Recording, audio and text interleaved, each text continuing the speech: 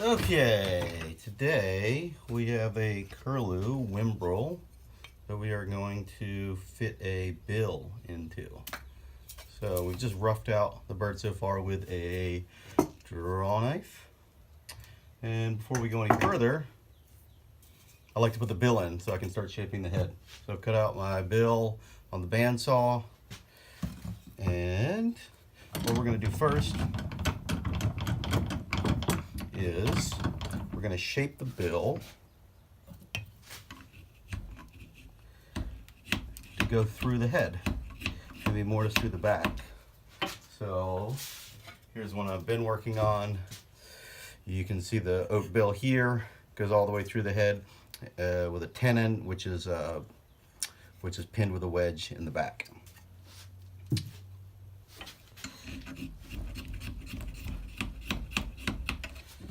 And I made a saw cut that I'm cutting to here, and the front of this tenon is actually going to be square, while the back is going to be round. And the reason that we do that is because a square has the same diameter as a round tenon, but it has more mass. It's larger for the same diameter, so it's stronger. And then we switch it to a round because I'm going to use a drill, and a drill doesn't, of course, cut a square.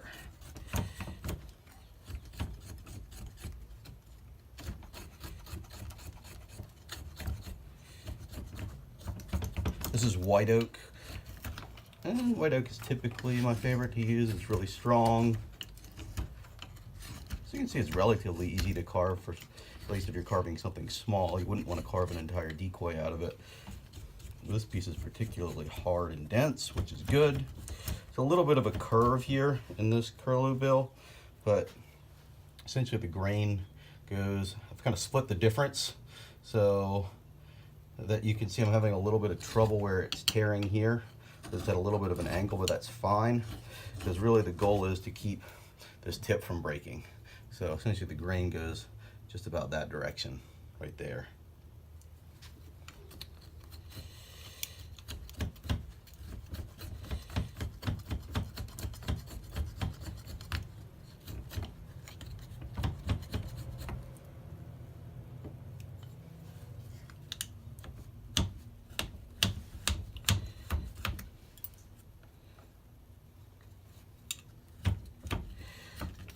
There's no real way to speed this process up.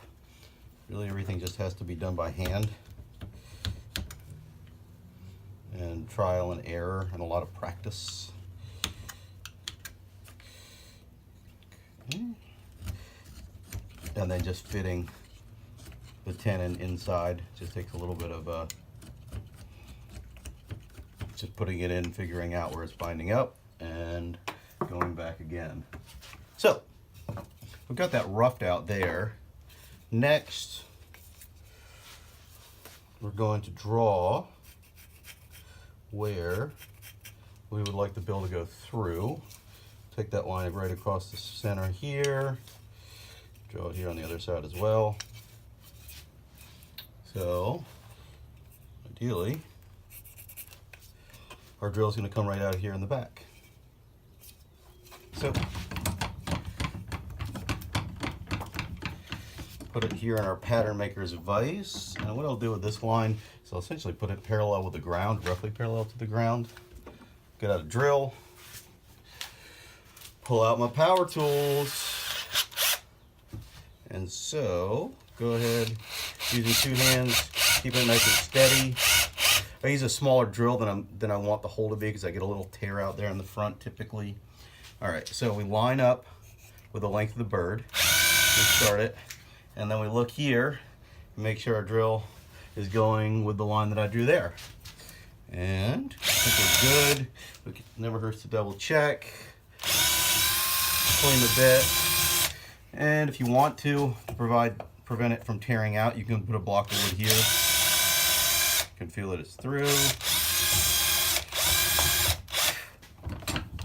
we did a pretty good job, just about hit our mark.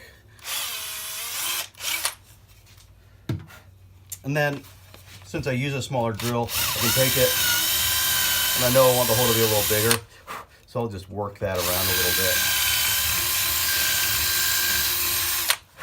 Because it'll taper, it'll be larger in the front and taper to get smaller in the back. So now, you can see we've got our hole drilled straight through. Then, take a sharp knife, and we're going to turn this round hole into a square hole.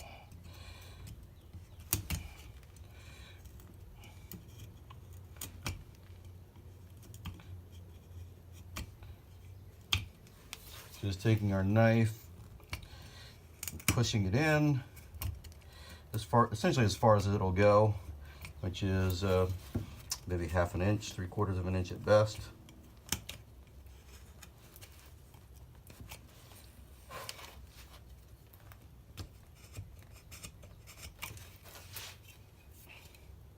Like anything you do when you're hand carving, you want your tools to be really, really sharp. So this tool wasn't really sharp, this would not be very much fun, but that's essentially the case with pretty much everything I do out here. If it's not perfectly sharp, I go and I sharpen it up. It's a lot more fun to use a sharp tool. It's a lot more efficient. It's also a lot safer. You would think, oh, sharp tool, it's more dangerous. It's kind of the opposite, because with a sharp tool, you can use less pressure, and the tool does exactly what you want, as opposed to a dull tool where you're forcing it. And when you force it, sometimes it'll slip, and that's when you make mistakes, and that's when you cut yourself. Go ahead and take off a little bit of the front face here. Okay, so that looks pretty good. Now, got our square hole and our 10, which is still way too big. I'll switch over to my dragon rasp. And this does a really good job of taking off the wood and gives you a smoother, more uniform finish than the knife did. Maybe a little bit slower than the knife, but that's quite all right.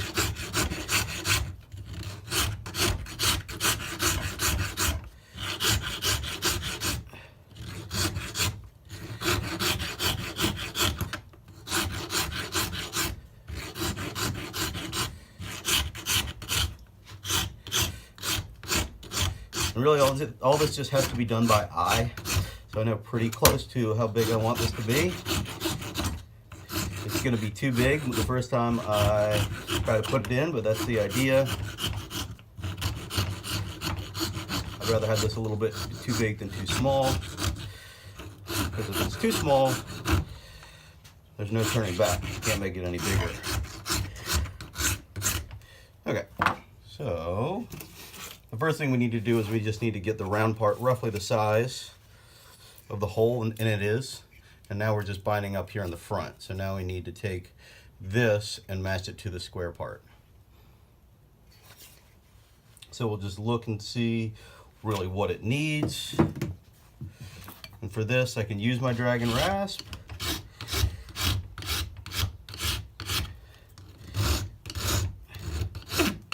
Just taking down all sides.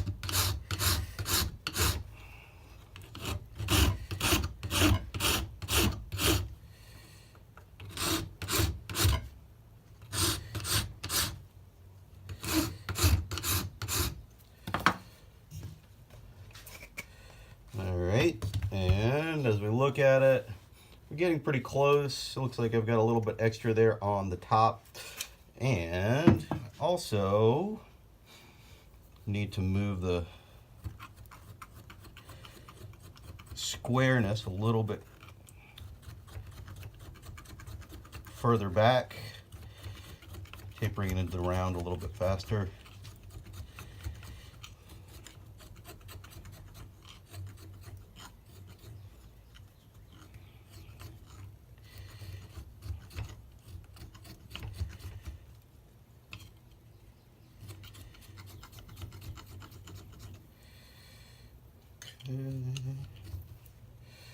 All right, and we needed to take some more off the top, so I can take my knife right here and use it to cut that edge really sharply. Get a perfect 90-degree turn. Cutting towards myself, as you can see, but I've got a big blocker in the actual bill itself. And we'll go ahead and tidy up this as well. The knife's going to give me a bit of a more precise edge. So we'll go all the way around and do that.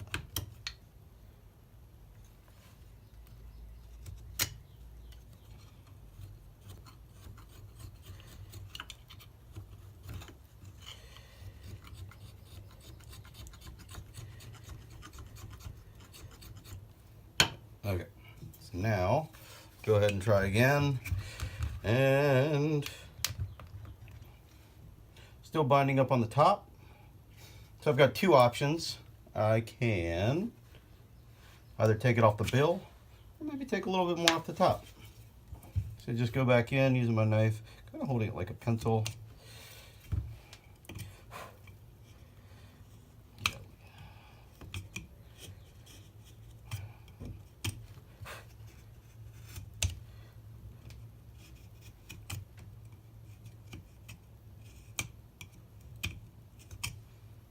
Okay, and trying again. Still binding up on the top, so why don't we go ahead and back to our rasp. Move this down. Try again. Okay, we're getting pretty close. Looks like the square elements are pretty much lined up, so chances are it's probably binding up somewhere right in here, just because it's still a little bit fat. So we'll go ahead and bring our tenon down into more of a parallel line. Taking a little bit off the square there. Typically where it binds up, just behind the front of the joint in that transition where you can't really see.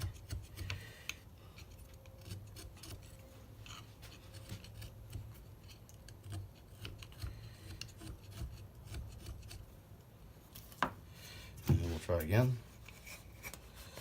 And we're pretty close. You can go ahead and just see if this is going to go. Almost. My tenon's a little bit short. It's almost to the back of the hole, so I can't really tap it out at this point.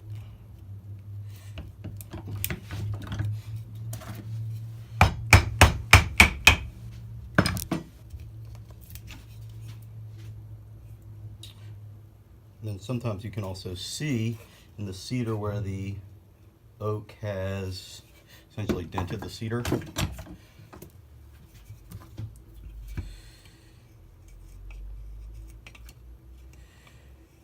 So we can take that away. Go ahead and bring the squareness of the hole a little bit further back. A little more denting there.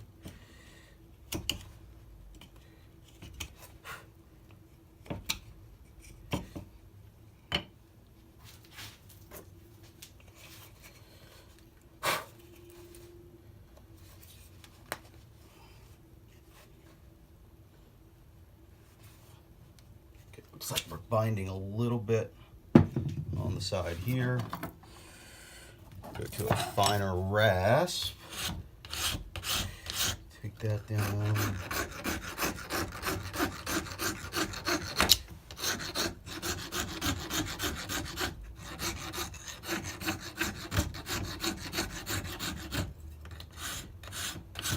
This is another dragon rasp. It's just the finer of the two.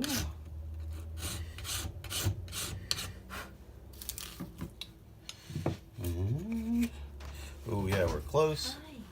You on the phone? What? I'm making a video. Oh, I'm sorry. That's all right. And there we go. So it's in.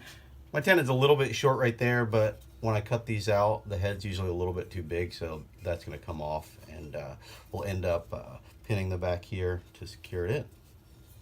So there you